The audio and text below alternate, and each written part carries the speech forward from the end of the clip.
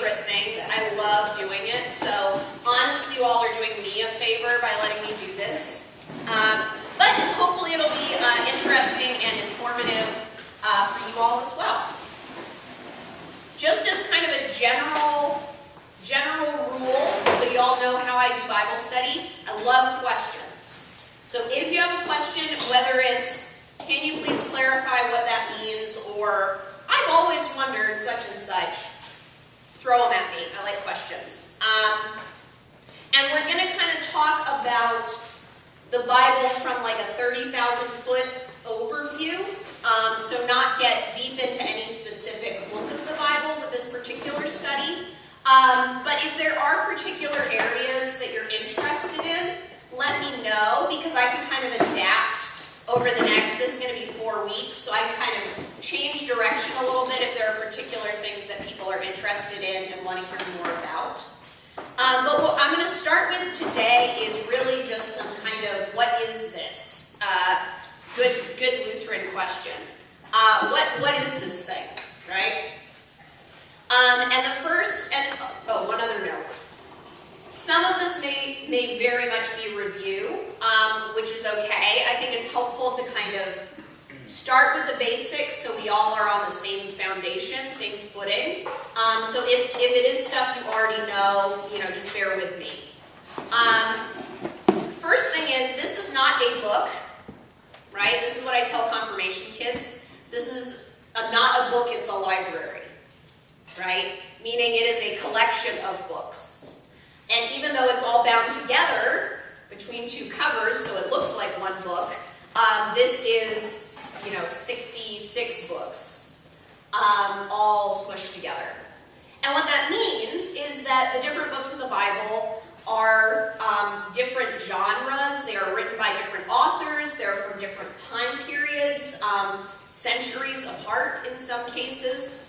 And so when we read the Bible, we really do need to pay attention to some of those questions of like, well, what kind of book or what kind of writing am I looking at? And if we know a little bit about where it came from, or the original context, that can really help us to understand it more deeply. At least that's what I think. So let's start by talking a little bit about genre. Again, when I do this with confirmation students, first we talk about what does genre mean. I'm going to assume that we've all gotten through high school English. But what are some examples you can think of genres that you might find in the Bible? Types of writings in the Bible. Legal writing. Legal, yeah. A lot of legal writing, especially in the Hebrew Bible, Old Testament. Yep. Songs of praise. Songs of praise, poetry, absolutely, yes. Say history. History, yes. All good. Genealogy. Genealogy, which connects to history, but yes, definitely. What about in the New Testament? What kind of books do you find in the New Testament? Letters. Letters. A lot of letters in the New Testament. Most of the New Testament is letters. Prophecy. Prophecy, yes. Yeah, we have whole books that are just prophets. Absolutely. What admonitions? Say that again, Carl. Admonitions. Admonitions, yes. Advice. Telling people how they should act. Definitely.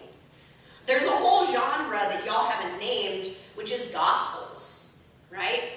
And that's not a genre that we normally think of in other contexts, right? But the first 4 books of the New Testament, they are Gospels. That is their genre. And specifically, that means that they are telling the good news of Jesus Christ, right?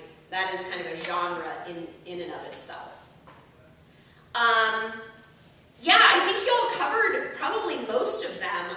There are wisdom writings, especially in the Old Testament. So think of a book like Proverbs is probably the most obvious example of a wisdom book. And then Apocalypse, right? Apocalyptic literature. The most obvious example of that, of course, is Revelation.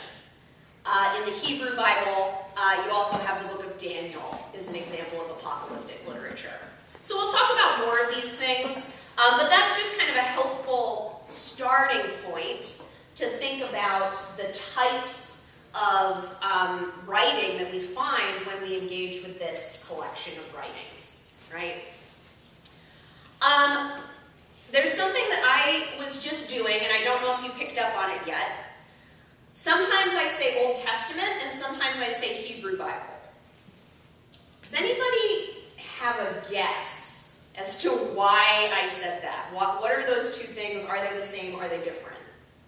What do you think? Isn't it the Torah, the Hebrew Bible is the first 5 books of the Bible, and then the Old Testament is the rest of the Old, like the whole of the Old Testament? Yeah, so the Torah are the first 5 books of the Bible, and Torah is the Jewish name. Sometimes you also hear them called Pentateuch, which just means like 5 books. But the Hebrew Bible isn't just the first 5.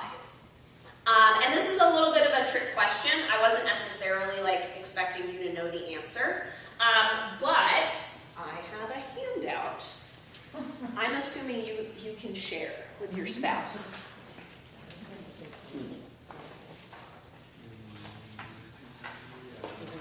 You and Carl and Sharon and Debbie's in there.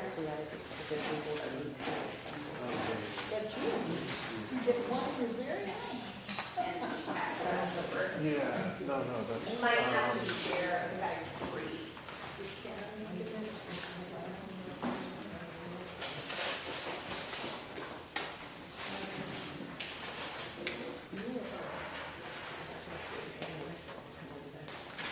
So, start on the side that's got the table. And what I've put here is on the left-hand column, it says Hebrew Bible. And then on the right-hand column, it says Old Testament. In our Bibles, if you open, to the first few pages or the kind of front cover, you will see Old Testament, right? And the Old Testament starts with what book? Genesis. And it ends with what book? You're allowed to look at your sheet. Malachi. Malachi, that's right. The Roman Catholic Church has additional books. And those are, in the Catholic Church, those are called deuterocanonical, meaning second canon. If you have a study Bible like this one, it says with the Apocrypha. Those are those extra books, which are recognized by the Catholic Church as part of the Bible, but not by Protestants. So if you have a study Bible that has the Apocrypha, that's what Apocrypha is. It's those extra books. I will talk a little bit more about that, but for the time being, we're talking about the Protestant books of the Old Testament. And the Protestant books of the Old Testament and the books that are in the Hebrew Bible are the same books, but they are organized differently. They're not in the same order. And on the one hand, you might think, who cares, right? The material is all the same, so it doesn't matter what order they're in. And I'm going to try to make a case for it does matter what order they're in. But let's just kind of look. So this is a side-by-side comparison. So the first 5 books that Kirsten mentioned are the same, right? So in the Hebrew Bible, Genesis, Exodus, Leviticus, Numbers, Deuteronomy, those are known as the books of Moses or the Torah. Torah, does anybody know what that word means, Torah? Most often you hear that it's law, that Torah means law.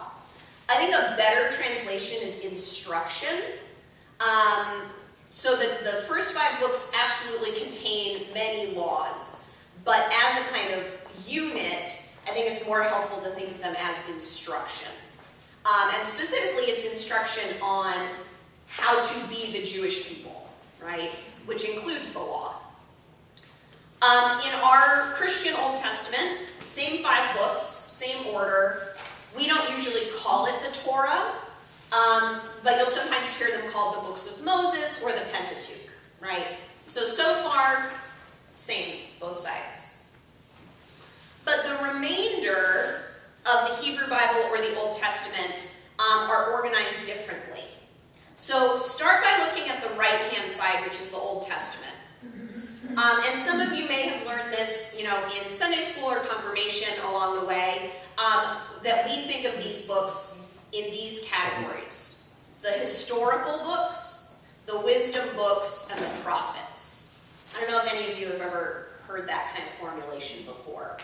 So the historical books are the ones that contain a lot of historical narrative, right? They tell us about the time of the judges. They tell us about King Saul, King David, King Solomon, these sort of sequence of events, narrative history. And then the wisdom books are Job, Psalms, Proverbs, Ecclesiastes, and Song of Solomon. We'll talk a little bit more about wisdom literature, but those often kind of get lumped together. And then the prophets, who again are probably pretty familiar to us. We hear from the prophets very often as our first reading in worship, right? So today we had a reading from the prophet Isaiah. And there are a few little oddities in terms of what counts as a prophet. But for the Jewish understanding, for the Hebrew Bible, they divide Scripture into three categories. We already talked about Torah, which is the first one. And then the other two are the prophets and the writings. And in Hebrew, that's Nevi'im and Ketuvim. And so if you ever see, if you have a Jewish friend, you go over to their house, they might have a book that says Tanakh, Tanakh, or just K. Tanakh is an acronym, and it stands for Torah, Nevi'im, Ketuvim, TNK. So the Torah, the instruction, the prophets, and the writings. That's how they structure their Bible. So now take a look at what is categorized under the prophets in the left-hand column. Any surprises there?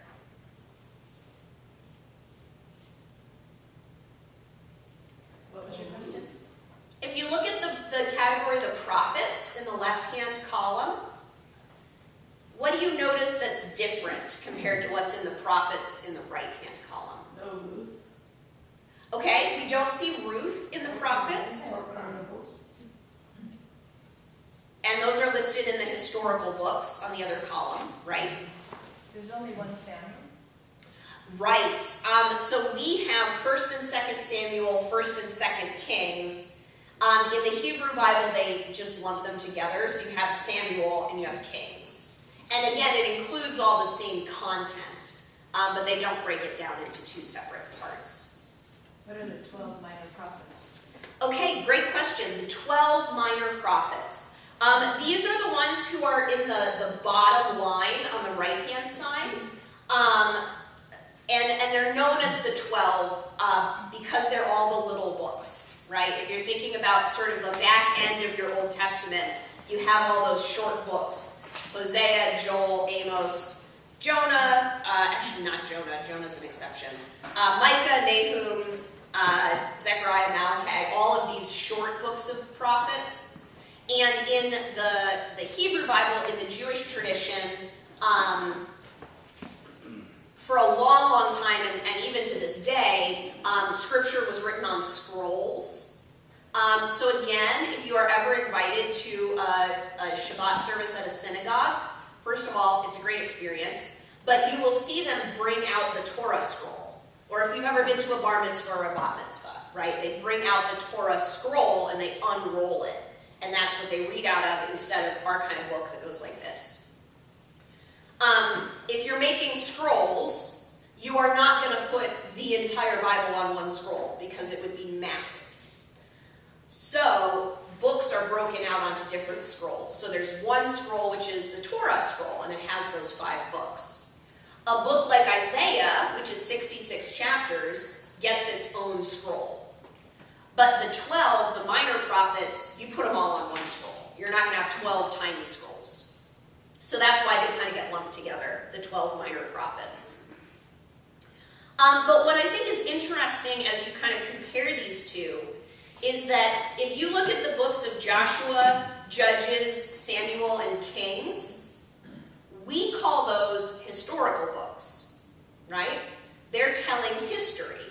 The history of Joshua, the history of the Judges, the history of King Saul and King David, right? We think of those as historical books. In the Hebrew Bible, those are prophets. Those are categorized in prophets in their section. And by contrast, the final section is the writings, and the writings is a little bit of a grab bag. It's like everything that doesn't fit into the first two. Torah, very clear, prophets, and then the writings is sort of everything else. And so that includes the wisdom books that we talked about a little bit, Job, Proverbs, Ecclesiastes, but it also includes a couple that you might not expect. So Ruth is here in the writings, whereas in the Christian Bible we think of that as history. And Daniel is in the writings, not in the prophets. We think of Daniel as a prophet when we kind of categorize books, because narratively Daniel is doing prophet stuff, right? Daniel is getting these dreams and the ability to interpret dreams and acting as a messenger, and so like it's prophet-esque. But in terms of how the Hebrew Bible is understood, that book is a writing and not in the prophets. So then if you flip your paper over, I have a couple of discussion questions. And I'm going to come back to the first one. We'll come back to that in a minute. But does the ordering of the books matter? Okay? So this is like, I'm making this pitch. Does the order of the books matter? I just showed you there are all these differences between how the Jewish Hebrew Bible is organized and how we organize our Old Testament, and you might be thinking, so what? But consider the last verses of Malachi and Chronicles. Okay? So remember, Malachi is the end of our Old Testament, and Chronicles is the end of the Hebrew Bible. So would somebody be willing to read these two verses from Malachi? Please. Thank you. From Malachi, Lo, I will send you the prophet Elijah before the great and terrible day of the Lord comes. He will turn the hearts of parents to their children, and the hearts of children to their parents, so that I will not come and strike the land with a curse. Okay, thanks. And then would somebody else read the final verse from 2 Chronicles? Thank you, Lynn. Thus says King Cyrus of Persia, the Lord, the God of heaven, has given me all the kingdoms of the earth. He has charged me to build them a house at Jerusalem, which is in Judah. Whoever is among you of all his people, may the Lord his God be with him. Let him go up. So these are how the two versions of the Bible end. The Old Testament ends with Malachi, the Hebrew Bible ends with 2 Chronicles. And 2 Chronicles, that final verse is saying, right, go to Jerusalem and worship God. That is the note that the Hebrew Bible ends on. Go to Jerusalem and worship God. Whereas our Old Testament ends with this prophetic statement, right? I will send you the prophet Elijah. Now, Malachi was writing long after Elijah had already lived and then gone up to heaven in a chariot, right? But it's saying, I will send you the prophet Elijah to prepare you. And if you're reading in your Christian Bible, you read those verses in Malachi, and then you turn the page and it says, the New Testament of Jesus Christ, which primes you for understanding what Jesus is about, right? That it is intentionally constructed to say, now in the Gospels, you are going to see the fulfillment of this prophecy from Malachi. So my argument is that it actually does matter which way you order the books. In this specific instance, it's telling you sort of what is the culmination point of all of this writing. Is the kind of final promise that there will be a successor to Elijah, or that you will go to Jerusalem and worship God, right? They're different emphases. And then the question I have there at the bottom, what difference do you think it makes to call books like Samuel and Kings historical books versus calling them prophets? Now, the other thing I should tell you all is you're always allowed to disagree with me, right?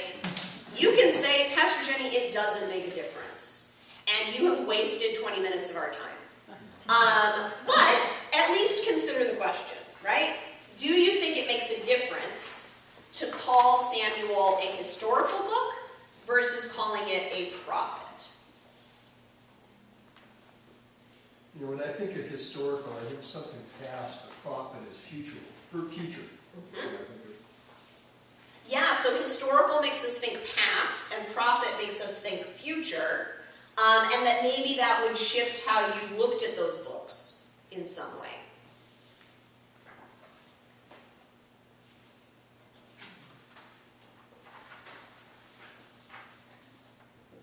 Other thoughts? You're allowed to tell me you don't think it makes a difference. My feelings will not be hurt. I promise. If the prophecy is fulfilled, that makes that history. Ooh, I like that. If a prophecy is fulfilled, it becomes history, right? Now it has happened. Yeah, that's a very interesting way of thinking about it. I like that.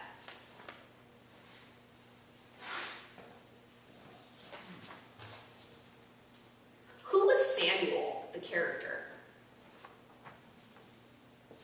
Anybody remember?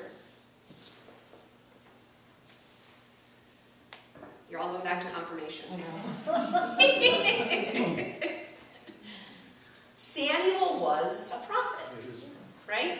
Specifically, he is the prophet who kind of inaugurates the monarchy in Israel, right? Because before that, they didn't have a king.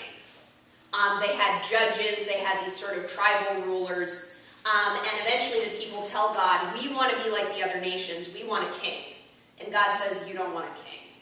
Kings are going to steal your stuff, they're going to be unfair, they're going to be unjust, and the people say, no, we want a king, we want to be like the other nations. And so then Saul is the one who's anointed to be the first king, and then David after him, and so on and so forth. But Samuel is the prophet who kind of speaks on God's behalf as the monarchy is established. And so I think that also is kind of an interesting question if we're talking specifically about 1st and 2nd Samuel. Are we reading those books through the lens of, this is telling us history about who was king when, or this is telling us about the work of a prophet? Does that change how you might read the story? Maybe it does, maybe it doesn't. But this is kind of the question that I'm posing. And then I want to come back to my first discussion question there. Do you think it matters whether you call it the Hebrew Bible or the Old Testament? Again, maybe you don't think it matters. But there is a joke that I like to retell from the comedian Louis Black, if anybody knows him. He is Jewish by heritage, and he makes a joke at one point where he's talking about Scripture, and he says, you know, you Christians took our Bible and you called it old. Right? Which is true. That is what we did. And so I think that is another kind of interesting question just in terms of how we frame our understanding of Scripture, right? If you have something that's old and something that's new, which do you assume is better? Generally, we are biased in favor of new, right? And of course, we could talk about counterexamples. But we tend to think of, oh, well, if that's old, it's obsolete, it's outdated, it's not relevant, we want the new thing. So if the Bible is Old Testament and New Testament, we want the New Testament. That's got to be better, right? And that kind of does a disservice to our Jewish siblings, right? Who still just have the Hebrew Bible, what we call the Old Testament. That is their scripture. that is how they understand and tell the story of God. And so I try to be deliberate when I say Old Testament and when I say Hebrew Bible. If it's something that is kind of specific to a Christian like structuring of the Bible, yeah, Old Testament. But if I'm talking about it in more general terms, I'll probably say Hebrew Bible to remind myself and to remind us that this is a whole scripture for Jewish people, right? What we call the Old Testament for them is the Bible. And in some of the stories of Jesus, where Jesus says, you know, Jesus is citing scripture, or Paul in some of his letters is citing scripture, they're citing the Hebrew Bible, because there is no New Testament yet at that point. They're talking about the Bible, which is the Hebrew Bible.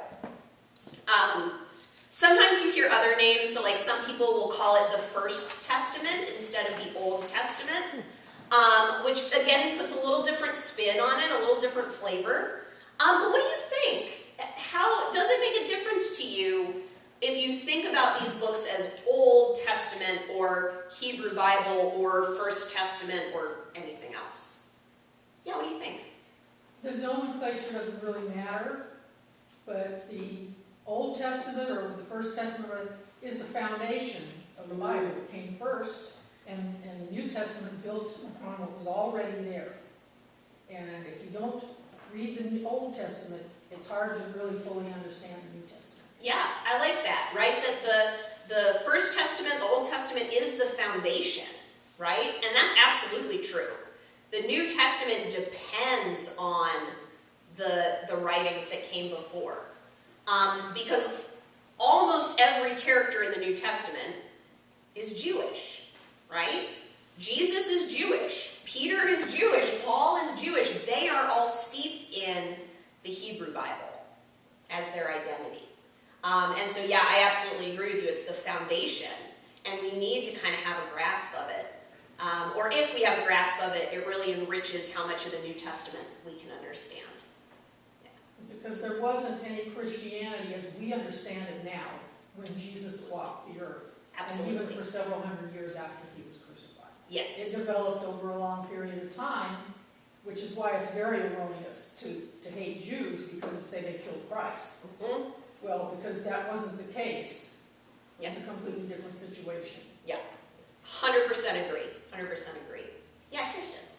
I would say that I personally think that there's a pretty big difference, because even though that there are most of the books there, you see it from a different perspective, because the books are stacked differently, like with the and how we go about calling each book, and whether it's historical or wisdom or prophet or writings, it kind of differentiates how you conceive the Bible. Yeah. Yeah. So these are the kind of things that I just want to suggest, right? Maybe you agree, maybe you don't agree, but start to think about the framework in which we read Scripture. And just to see that there is a framework there, that we're looking through a particular lens. That doesn't mean the lens is bad. But once we recognize it, then we're going to be able to think more critically, right? So this is kind of my premise for our Bible study.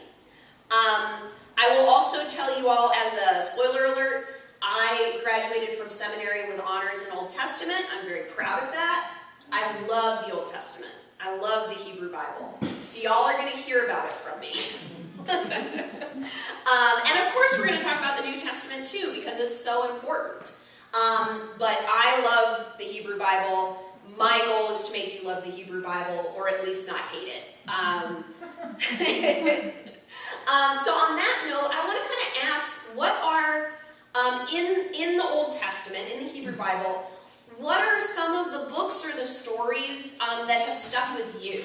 And it might go all the way back to like when you were a kid in Sunday school, right? What were the stories you learned that have sort of stayed with you from the Old Testament?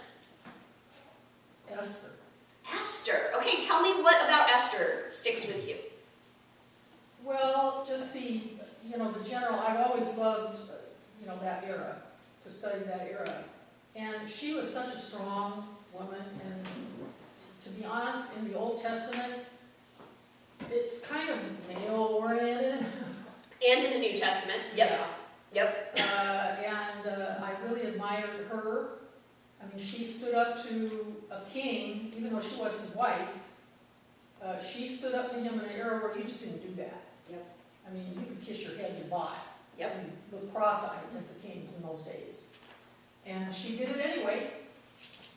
And she saved the whole people Yeah. by doing that, because the king's prime minister just had it in for the Jews, and he was just going to get rid of everybody, Yes. because he wanted power for himself. Yeah. And Yeah, so- Esther is such a cool story. Yeah. Yeah, absolutely. Love the book of Esther. Have any of you ever heard of the Dead Sea Scrolls? Yeah. Yeah?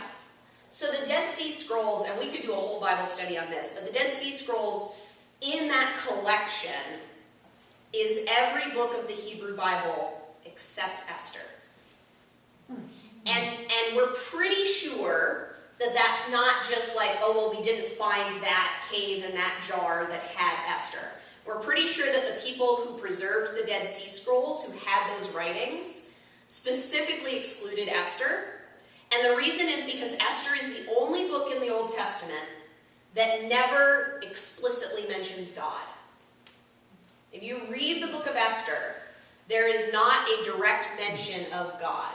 They talk about Jewish identity for sure, right? And Esther and Mordecai, her uncle, are kind of up against these non-Jewish forces that are very threatening, and they survive and they endure.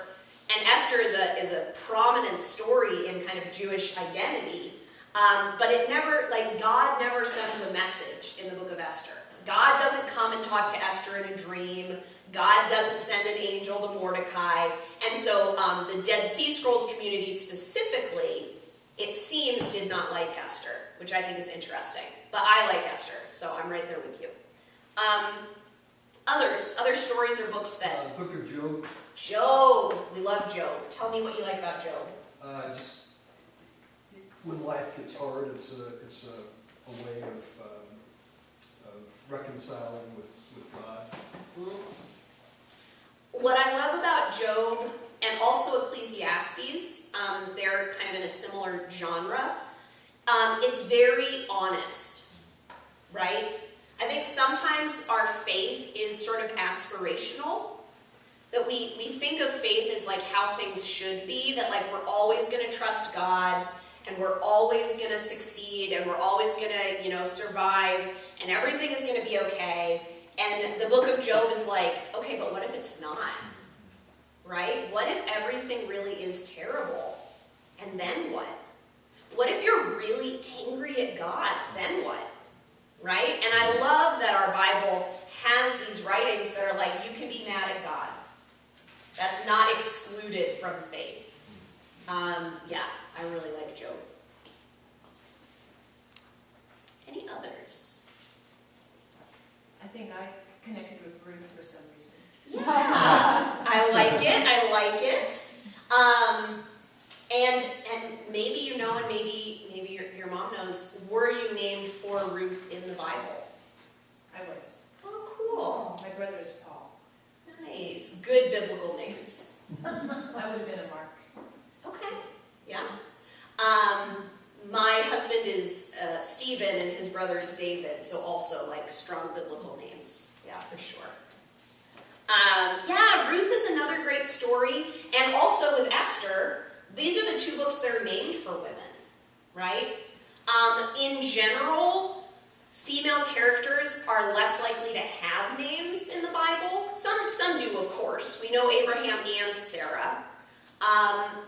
But oftentimes it's just, oh, this was so-and-so's wife. But Esther and Ruth are not only named characters, but they have books that are named after them, which is pretty cool.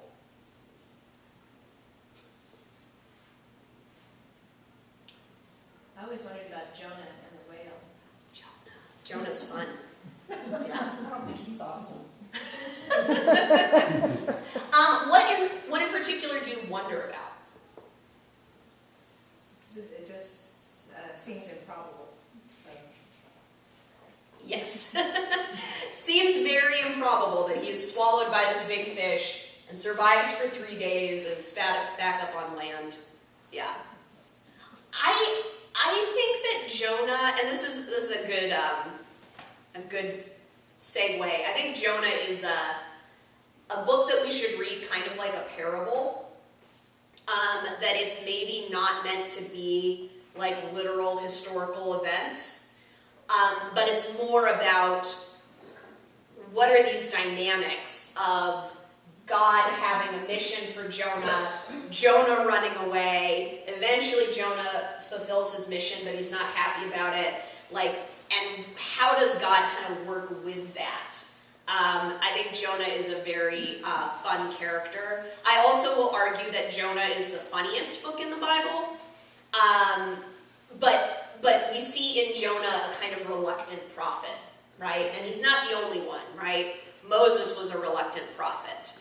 And there are people who are like, no, please God, please don't send me to do this. And Jonah's a great example of that. Yeah. I don't know what book it's in, but David and Goliath. Yeah. That's in one of the Samuels. I can't remember if it's first or second, but it's in Samuel. Yeah. David and Goliath, right? The little guy up against the monstrous enemy. And of course, David triumphs. Yeah. What about the earliest parts of the New Testament where they talk about people living to be 900 years old? Oh, sure. Yeah. Symbolic too? I think so. Yeah, so in Genesis, you read these stories, right, and it's like Methuselah lived to like 960 or whatever it is. These like absolutely improbable kind of descriptions. And I think, again, it's metaphor or it's myth. Like, I don't think you have to read Genesis and say, yeah, those people literally lived hundreds of years, right? It's kind of like, this is prehistory. This is like in the depths of myth and ancient legend, and maybe not, again, not historical fact. I also think it's really interesting in Genesis, I think it's after the flood, God says, I'm going to limit the span of human life because these people are living too long. So I'm going to limit the span of human life so that they don't live more than 120 years. And then a ton of people in the rest of Genesis live longer than that. And the very, very end of the book of Genesis, which is when Jacob dies, right? So Jacob has his sons and they sell Joseph into slavery and it's a whole thing. And then Jacob dies, and I think it says he's 118. And he's actually the first one that is recorded as dying as less than 120. And I don't know what that means. But it's very strange to me that it's like God says this is going to be the limit. A whole bunch of people live longer than that. But then when Genesis ends, we see, okay, now there's that limit. And after that, we don't see anybody who lives these like improbable lifespans. So I don't know what to make of that, but there's kind of something weird there. Yeah. Susan, I'm going to put you on the spot. What story from the Old Testament do you especially like talking about with the preschool kids? Well, I mean, I start my first half of the school year, and I like to go through all the big basics. So I usually start with creation. And then, we move into Noah, and then we move into, I try to do some Moses stories. You gotta kind of like pick and choose how you explain them. But I like to do all of them because I feel they're all very big foundations. So that once we hit after Christmas, we go into New Testament, and then we get to talk about, Jesus' parables, his love, God's love, how he talks about him. So I do think I like to hit all of them. I feel like kids respond the most to Noah. And I think it's because Noah is such a big story where even if you haven't grown up in a Christian household, it's a story that just kind of naturally comes into play. It's in a lot of children's toys and puzzles. it's just one of the biggest Old Testament stories I think that are out there for children. Yeah. Yeah, I like that. I think Noah's Ark it like hits a lot of high points for young kids, right? Like animals, check. Big vehicles, check. Big weather, check. So yeah, I think it seizes the imagination. It does. More than maybe some of the other stories do. Yeah, that's a fun one.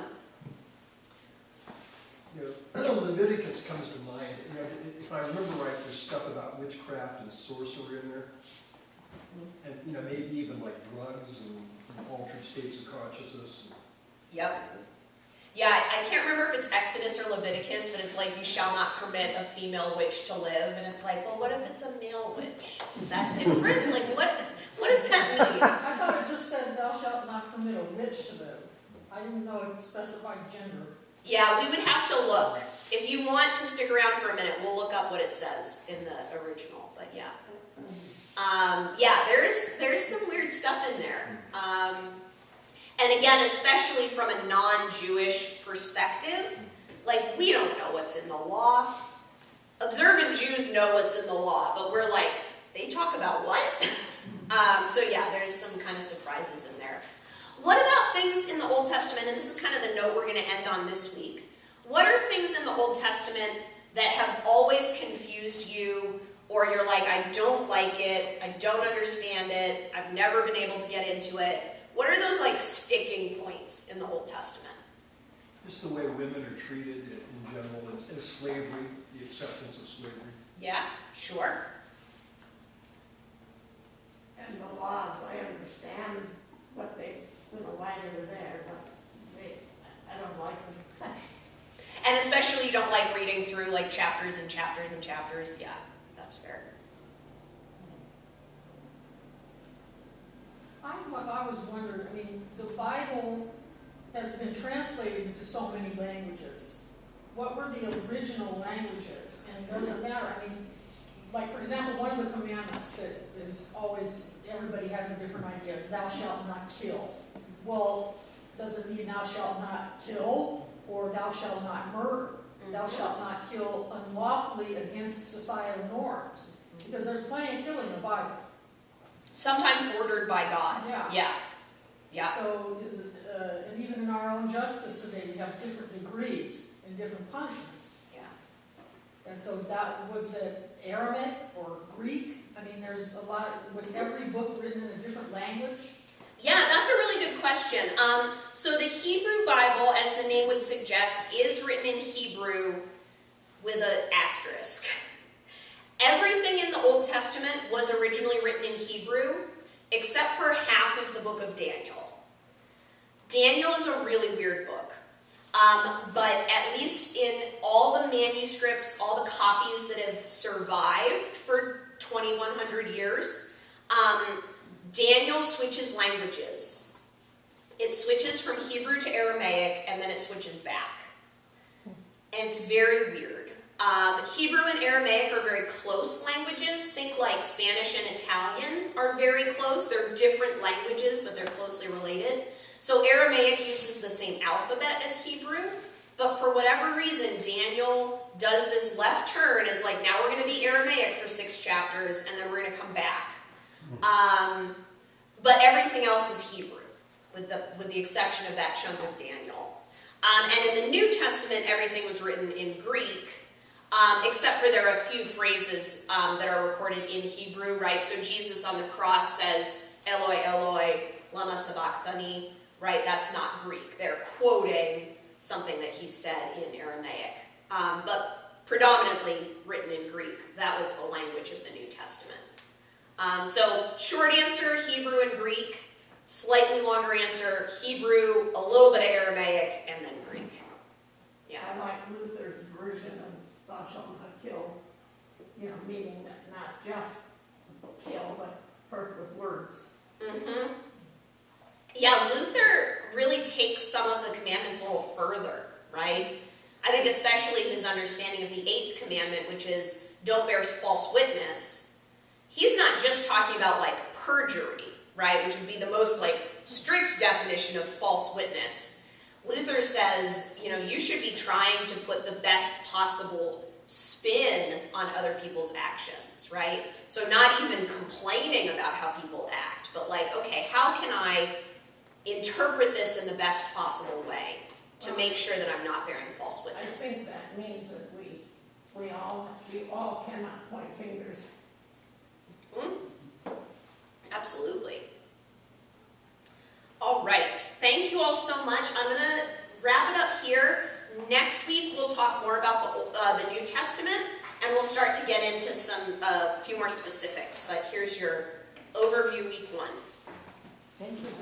Thank you. You don't need to applaud. It's very